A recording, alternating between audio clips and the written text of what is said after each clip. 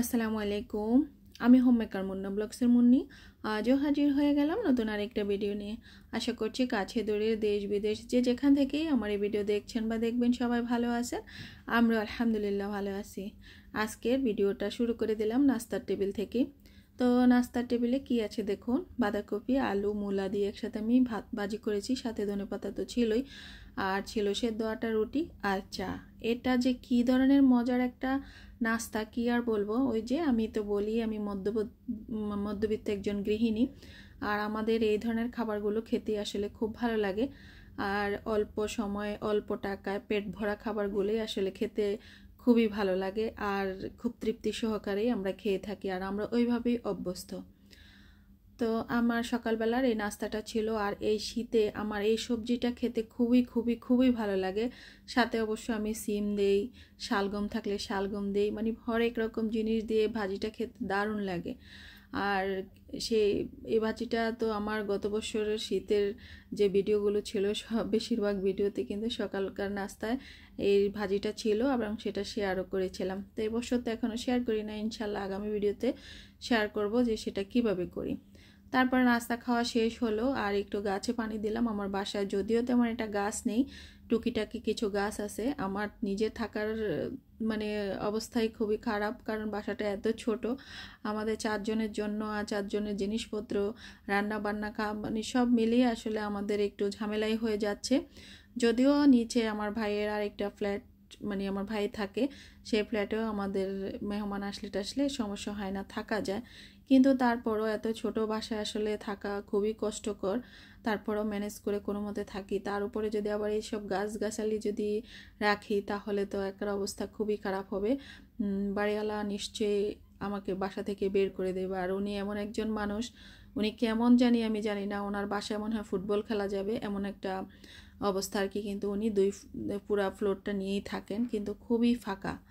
তো যাই হোক, উনি যদি আমার ভিডিওটা দেখে থাকেন তাহলে তো অবস্থা খুবই খারাপ হয়ে যাবে। তবে যাই হোক, আমি কিন্তু মিথ্যা কথা বলি নাই, সত্য কথাই বলেছি। উনি শুনলে কেবল শুনুক, তারপরে উনি আবার সংশোধনও হয়ে যাক, সেটাই প্রার্থনা করি। তো এইদিকে যে ছোট ছোট গাছগুলো বা যে টুকিটাকি গাছগুলো ছিল সেই গাছগুলো একটু পানি টানি দিলাম। আর টেবিলের উপরে যে গাছটা ছিল ধুলোবালি পড়ে তো একদম একাকার।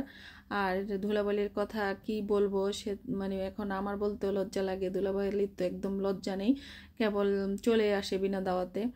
আর আমি মাঝে মাঝে চিন্তা করি, আমি যে শুয়ে থাকি আমার গায়ে জানি কি পরিমাণ ধুলা তখন পড়ে, আর কি অবস্থা হয়ে যায়।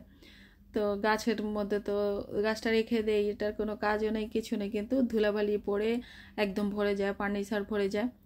তো ধুলাবালির কথা আর নাই বা বলি আর নাই বা বাড়াই, সবারই একই অবস্থা হবে। আর শীতের দিনে কিন্তু এই ধুলাবালিটা একদম বেশি পড়ে থাকে। তো আমার ছেলের পড়া টেবিলে আজও চলে আসলাম। তো ওর পড়া টেবিলটা আসলে আমাকেই গুছিয়ে দিতে হয়, নয়তো ওর বাবা গুছিয়ে নেয়। আবার অনেক সময় ওর বোনকেও বলি যে গুছিয়ে দেওয়ার জন্য, তো ও দেয়। আর বক বক করে যে একটা পড়ার টেবিল গুছিয়ে রাখতে পারে না তার ভাই, এটা নিয়েও সে আবার একটু বক বকও করে। তো মাঝে মাঝে আমিও একটু গুছিয়ে দেই, যে আমি কিন্তু বেশিরভাগ সময় যখন গুছাই একদম একবার ডিপ ক্লিন করে গুছিয়ে দেই। তো এতদিন তো ছিল এই সেলফটা একভাবে, এটা আবার এখন নিলাম অন্যভাবে। এই সেলফটা কিন্তু আমার ডাইনিং টেবিলে ছিল আগে। আচারের বয়ম টেয়ম বা প্রয়োজনীয় যে ডাইনিং টেবিলের জিনিসপত্রগুলো থাকতো আমি এটার মধ্যে রেখে দিতাম। তো পরে ভাবলাম ডাইনিং টেবিলটা মোটামুটি একটু ছোটোই, আমাদের চারজনের জন্য যথেষ্ট। যদিও 6 চেয়ারের এই ডাইনিং টেবিলটা, কিন্তু আমার তো দেয়ালের সাথে রাখতে হয়েছে বাসাটা ছোট হওয়ার কারণে। তার জন্য অবশ্য আমরা 3 জন চেয়ারে বসি, একজন অবশ্য সেখানে একটা ছোট্ট খাট আছে সেটার মধ্যে বসা হয়। তো 4 জন বা 5 জনের জন্য যথেষ্টই হয়ে যায়। তো এটা আমার রাখতে গেলে না কেমন জানি একটা মানে জায়গাটা মনে হচ্ছে যেন জুড়ে যাচ্ছে। তো সেখান থেকে এটা নিয়ে আসলাম, ভাবলাম এই গ্যাপটার মধ্যে ফিলারের জন্য টেবিলটা তো রেখেছি, টেবিলটার ওই সাইডটা ফাঁকা। তো ফিলারের জন্য ওই মানে টেবিলটাকে তো ঠিক করে রাখা যাচ্ছিল না, তো ভাবলাম এই গ্যাপের মধ্যে মনে হয়ে যাবে। তো দেখলাম যে ফিলারটাও 8 ইঞ্চি মানে পুরুত্ব, আর এই পাশটা দিয়ে, আর আমার যে সেলফটা সেটারও সেম। তো দেখলাম যে হয়ে গেল, আর কালারে অনেকটা মিলে গেল। তো তার জন্য আসলে তখন দিয়েছিলাম, তো তখন তো রেখেছি অন্যভাবে, এখন ভাবলাম না একটু এভাবে রেখে দেখি কেমন লাগে। তো সেভাবে দিলাম, আর বালি টালি যা ছিল সেটা ঝেড়ে টেড়ে দিয়েছি, মাকড়সাও বাসাকে বেঁধেছে সেটাও ঠিক করে দিলাম। তো ছেলেটা যতই পড়ার টেবিল গুছিয়ে দেয় না কেন, সে কিন্তু মানে যেটা যেখানে রাখা সেটা সেখানে একদমই রাখে না, উল্টাপাল্টা করে রেখে দেয়। আর এই যে নোটস করেছে, তো কেবল লিখে, কিন্তু আমি পড়তে শুনি না। ও আমার এত বিরক্ত লাগে। আমি তো আগে যখন পড়াশোনা করতাম খুব জোরে জোরে পড়াশোনা করতাম, মানে মানে আমার অন্য শব্দ যেন আমার কানে না আসে ওইভাবে পড়াশোনা করতাম। কিন্তু ওরা দুই ভাই বোন কি যে পড়াশোনা করে বই নিয়ে বই দিয়ে তাকিয়ে থাকে, কি মর্ম বুঝে আমি ঠিক জানি না। তো আর আরেকটা হচ্ছে গিয়ে যখন আবার পড়তে বসে আমার ফোনটা নিয়ে যায়, ফোনে নাকি কোনো ক্লাস থাকে, এটা বের করতে হয় সেটা বের করতে হয়। কি বলবো, আরে বাবা আমাদের তো বই ছিল, মেন বই ছিল, আর গাইড কিনে দিত, বা টিচারের হেল্প লাগলে টিচারের হেল্প নিতাম, এই যথেষ্ট।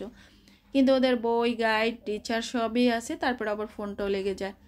তো সেটাও দিয়ে দিই, কি আর করার, এখন তো বাধ্য হচ্ছি আর কি দিতে।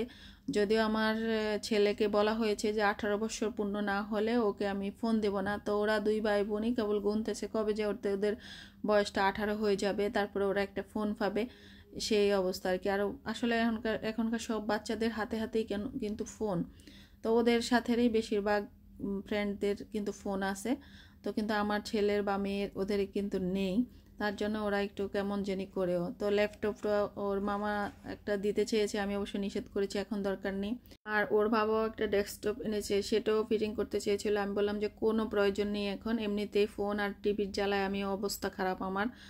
তো আর এমনিতেই প্রযুক্তির সাথে তারা এমনিতেই যুক্ত হয়ে যাবে একটা সময় পর, এখন আর সেই প্রযুক্তির দরকার নেই, চোখেরও 12টা বেজে যাবে। তো তার জন্য আসলে দেওয়া হচ্ছে না আর কি। তো আসলে অত বেশি উৎপাতও করে না, অন্যান্য বাচ্চাদের যেমনটা শুনি আর কি। তো একটা টাইম পর্যন্ত নেয়, তো আমার ছেলেকে নিলে কি করে গেমস খেলে, আর কোনো কিছু নাই, এমনটা করে আর কি। তো ওর পড়া টেবিলটা গুছিয়ে দিয়ে দিলাম।